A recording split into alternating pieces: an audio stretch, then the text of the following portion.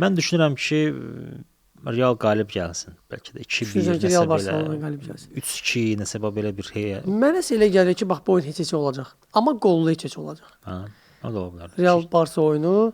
Çünki hər ikisinin bax zəif nöqtələri var. Bəzilərində ruh düşkünlüyü deməzəm, yəni ki, bir balaca son dövrlər elə bir ki, ayılmağa ehtiyacı var da Real Madridin isə. Barcelona'nsa bu zədələrlə paralel belə axsamağı var. Mənə elə gəlir ki, hər ikisi bu oyuna ciddi yanaşırlar. Əlbəttə. 0-0 olmağını gözləmirəm. Qollu heç-heçə gözləyirəm. Ola bilər, amma Realın üstün tərəfləri də var. Yəni Mbappé yaxşı formadadır, Arda Güler yaxşıdır, Bellingham qayıdıb və